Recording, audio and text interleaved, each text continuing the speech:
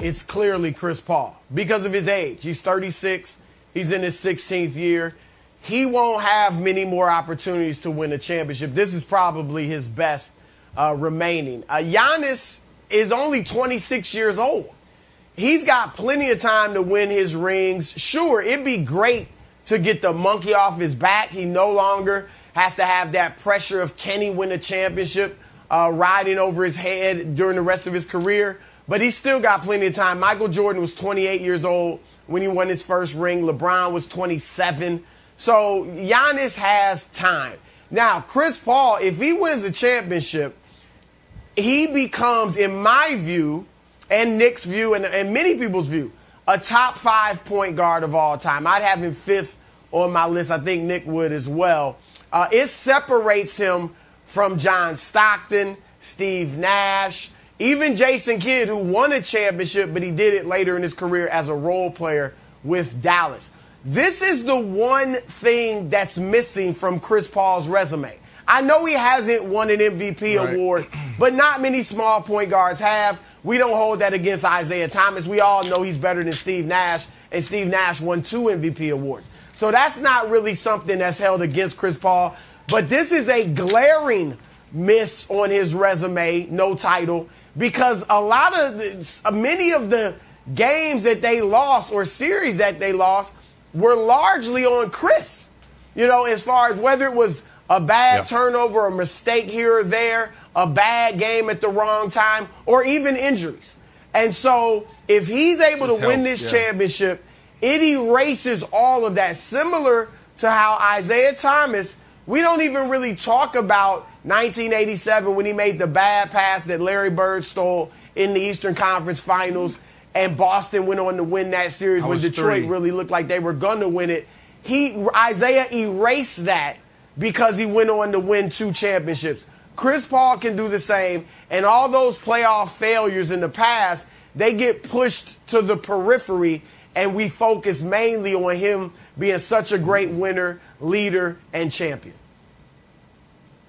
Yeah, no, I agree with you as CP3. For me, it comes down to narrative. When you talk about Chris Paul, the narrative totally changes. Now we have him in the top 5. A lot of people, I'm going to work off of Nick's top 5. You have Magic, you have Oscar, you have Steph, and then you have Isaiah Thomas, and then CP3. Now, there you go. For me, I think he's top 4, actually, because I would remove Steph Curry. Steph Curry, the game is different. We don't, it's just not point guard, shooting guard, a center for. It's different now. This dude redefined how you play the point guard position, and you got to look at him as a shooting guard or just a scorer, or you come up with a different name. So for me, I go with CP3 because he's redefined, his narrative.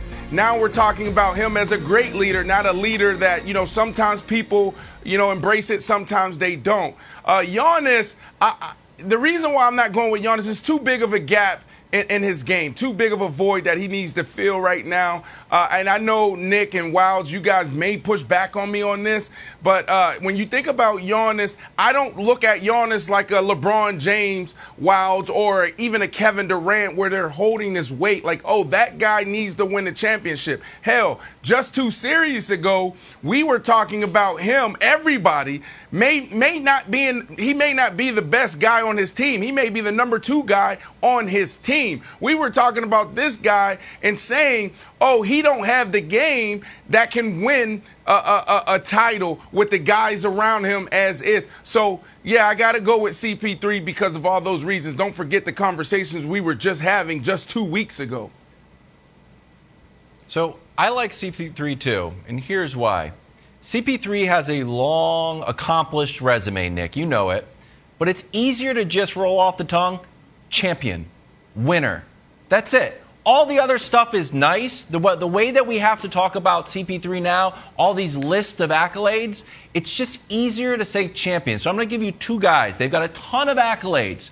They played 21 seasons. One guy made 15 All-Star teams. The other guy made 14 All-Star teams. One guy made 12 All-NBA. The other guy made 9. One guy scored 26,000 points. One guy scored 31,000 points. And I'm talking about Dirk and Kevin Garnett.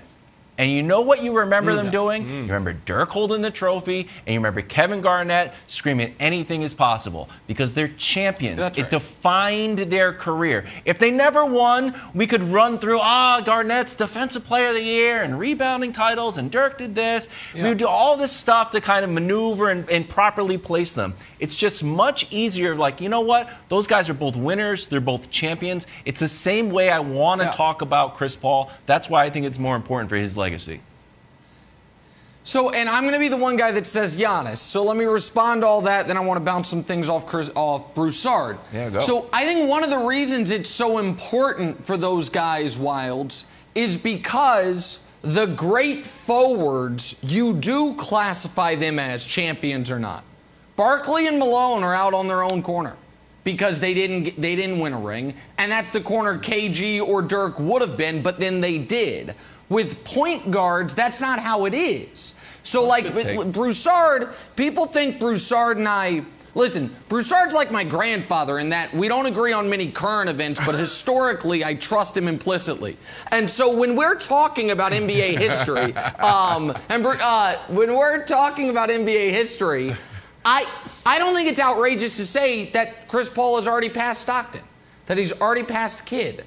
That just by getting, that's as far as Stockton and Kidd got. I know Kidd won a title, but it's a different thing like you were saying. Kidd's best accomplishments were with the Nets, the New Jersey Nets, when he took them to 2 finals, like Chris Paul taking the Suns team to the finals. So I feel like Chris Paul is already better than Nash. He's already better than Gary Payton. And whether they win the ring or not, I can't put him ahead of Isaiah. Isaiah was the best player on teams that could have won 3 titles, did win 2. Right. So, like, I feel like Chris Paul, oddly, is almost, he's not going to go backwards, and there's too big of a gap for him to go any further forwards than I have him. You were saying I would have him in the top 5 if he wins it. I got him in the top 5 just for getting here. But what I want to bounce off you is Giannis. Because Brandon's right. He has holes in his game. My question is, if they win the title, does it matter at all? Because the resume will be bulletproof. Guys with 2 MVPs and a championship, it's 11 of the 16 best players in league history, and it actually, oddly, tells the full story of the league with a couple omissions. Bob Pettit won the first one, was the first MVP ever, was the player of the 50s. Russell and Wilt owned the 60s. Kareem owned the 70s. Late 70s, early 80s was Moses. Then Bird and Magic took over. Then Michael. Then Duncan to LeBron, and LeBron and Steph kind of had a shared era. Who are we missing? Well, Dr. J, who would be on the list if we included ABA MVPs, Akeem in the era when Jordan was gone, and obviously Shaq and Kobe, who a lot of people think Shaq certainly and maybe Kobe should have multiple MVPs. That's the story of the league in 15 names.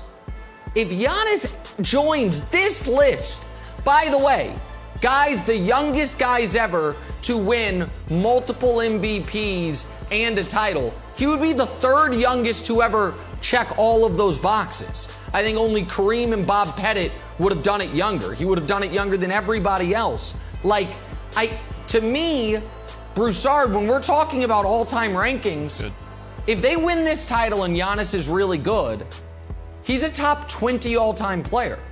I don't know how you could argue even though it's like, well, he can't shoot and you don't go to him in crunch time. Okay, but he's done everything a player can do, and he's 26. Multiple MVPs, a Defensive Player of the Year, and a championship. And by the way, let me add this one last thing and then tell me, not on a super team. The Bucks are really good, right? But nobody looks at the Bucks as like, oh my God, he's got, he has Kobe with him, or he's doing it with Kareem. They're a good team with an all-time player. If they win the title, I think he's a top 20 all-time guy. No, you make up some interesting points. First, quickly, let me address the Chris Paul, Isaiah Thomas, Stockton, all that stuff. You can argue right now that Chris is better than Stockton, that Chris is better than Jason Kidd, but it's an argument. You see what I'm saying? Like Stockton's got obviously the all-time steals leader, all-time assist leader, his longevity even greater than Chris Paul's. Okay, that's fair. Yes, if Chris Paul wins this championship, then it's not a discussion anymore, in my view and many people's view. So that's where I go in there. As far as Giannis, look, it's hard to argue. As Brandon said, I disagree with Brandon because yes, he's not LeBron or Durant right now. And we do all see the holes in his game.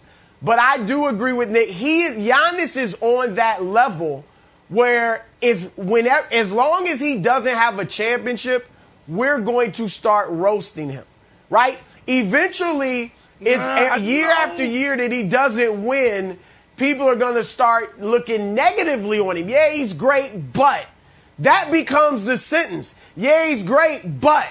And so he needs to get the monkey off his back. Not many players are that good. Not many. Chris Paul, as great as he is, it's not the he's great, but he's never won a championship. Giannis is on that level like LeBron and Durant were. Now, Nick, top 20 all time, okay. But here's the thing. I think Giannis can go higher. That's the thing. He still has so much room for growth. And I don't think if he ends his career and we say he's a top 20 player, then I think something's gone wrong. He should be able to get higher because we've never seen a 7-footer do the things he's done with his athleticism and all that. Obviously, he's got stuff to work on, but I think he can go much higher than top 20. Thanks for watching. Subscribe here to get the latest from the show. Also, be sure to check out more of the best clips from First Things First, or go watch a few segments from our other shows on FS1.